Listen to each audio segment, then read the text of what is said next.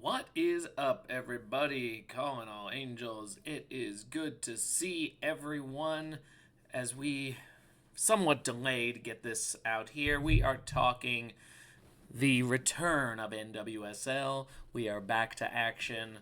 It is time to talk about the return week that we just had. I was in a pretty good mood after all this because obviously Angel City coming out with a win. We are going to talk all 8 though. I'll go into a little more detail on Angel City in their own video, which will go up on its own on Saturday. But for now, we do have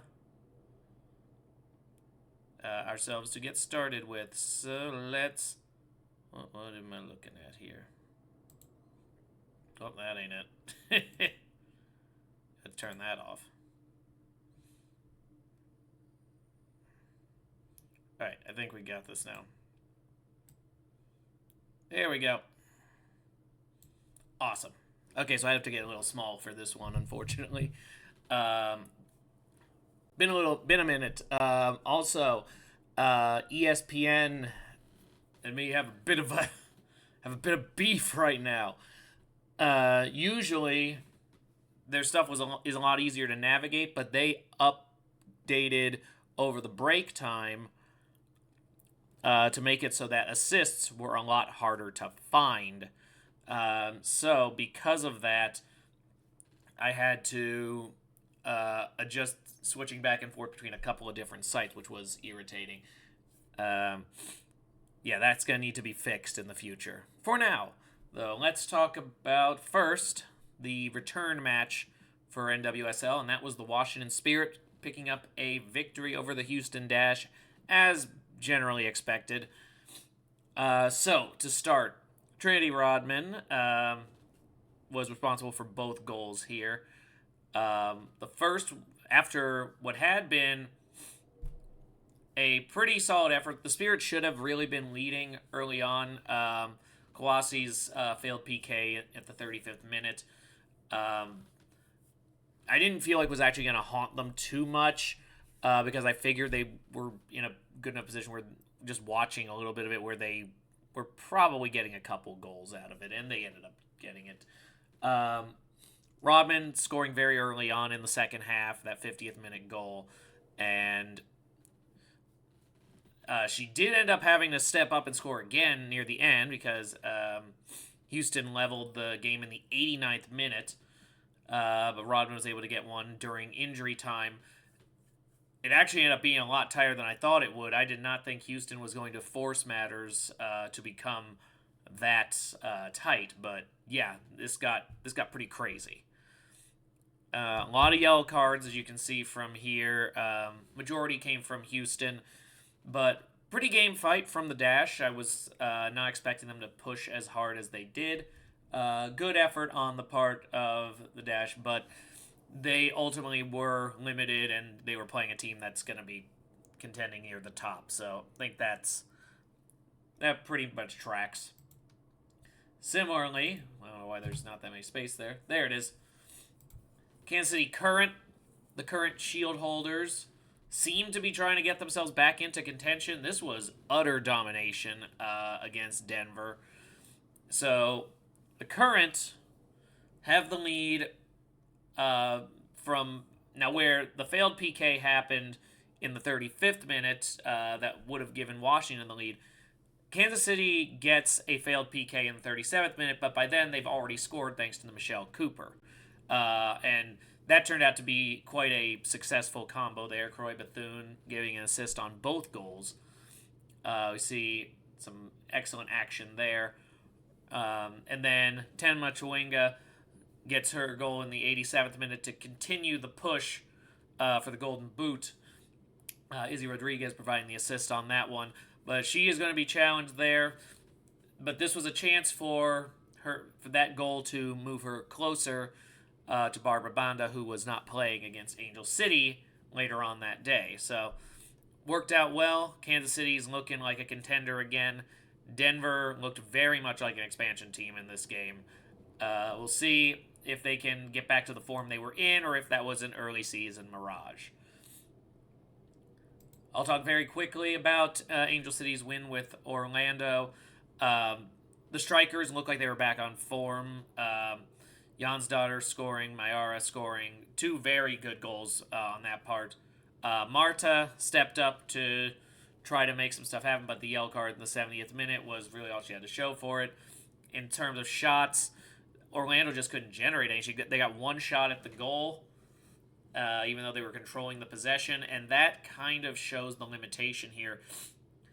As of right now, they only have one sturdy finisher, and that's Banda. And if she's not there, this team is very, very limited. They are clinging to that 8 spot right now. Angel City currently sitting a single point behind them, but that could, between Angel City and a couple of teams right behind them, they could find themselves down as far as I think 11th place if they drop this week's game. So definitely a bad spot for Orlando to be in.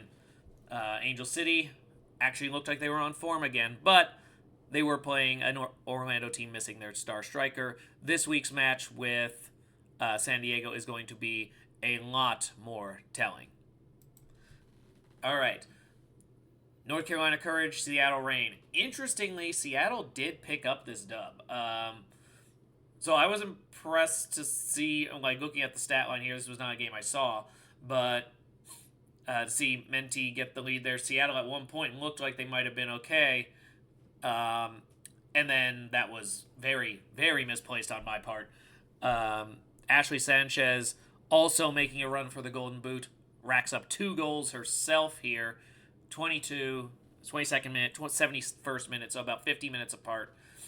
And in between those 2 goals, Riley Jackson got a penalty kick to go up 3-1 here.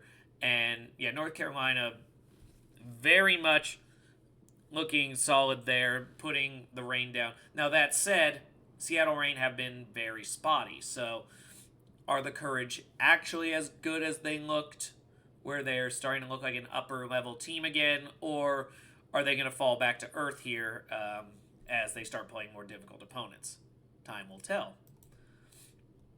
San Diego Wave getting a 2-0 win over Gotham FC in a battle of 2 of the teams considered in the elite category right now. It was pretty much a bare first half and would have gone scoreless to halftime, but Melanie Barcenas gets a goal off of Kennedy Wesley's assist, and from there Gotham's playing defense, having to play in response to San Diego. Doesn't really work out in their favor. It's a half of very much nothing, and when they're and once again San Diego getting goals after the point where it's no longer really necessary. Trinity Byers gets a goal off of Leah Godfrey's assist. 3 minutes into injury time after they're already well ahead and the game appears in hand. So San Diego has definitely become kind of a master of putting like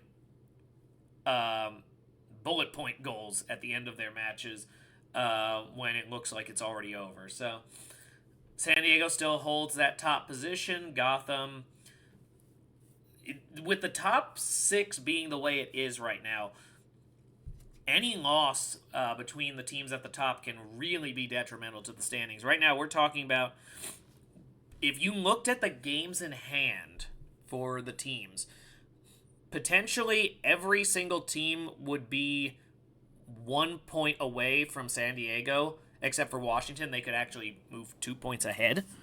So basically, everyone's within about 3 points of each other, including games in hand, which means everyone's pretty much in control of their own destinies here.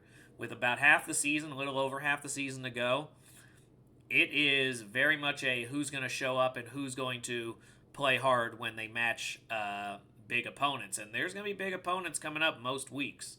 So that's something that needs to be taken into account for all of them. And look in here. This match was crazy. I watched this match. This was bonkers. So Casey Murphy gets a yellow card early on, and Claire Hutton's able to take advantage off of an ensuing penalty kick, puts Bay FC up 1. Later on, Kari Lemma gets a goal off of Hutton's assist, and now Bay's up 2-0, less than 20 minutes into the match, and all Boston has to show for is 2 yellow cards. To their credit, they have developed an ironclad will, though, because right before halftime, when you look like you're going to be going down by 2, Amanda Gutierrez steps up, puts in a goal, now up by only 1. The pressure is on, and this led to a very eventful press by Boston, eventually leading to them getting a penalty kick 79 minutes in. Traore takes the kick, levels the game. Both teams end up with yellow cards trying to challenge and get the game-winning goal. They're both forced to settle for 1. So battle of the bottom corner in the league gets a draw, and it was a lot of fun. I'm much impressed. It was a very good time. Also, great. These games were very different on Sunday. Chicago drawing first blood against Utah in the 20th minute with Jordan Haitema changed the entire layout of the match, forced Utah to act a little more in response. Now, they were able to get a goal, an unassisted goal, like a classic goal, that put it 1-1 going into the half. But that basically, Utah, I don't think, was expecting to not be winning at halftime. And so we had a very strange set there in the second half. Utah gets a PK that Kaiser kicks in. And Sam Staub, a couple minutes later, records a goal to tie the match. So we have an equalizer there. And again, there's just no spacing. 15 minutes into the match is still even. Utah is still playing a little tense. Anna Tejada gets a yellow card in the 75th.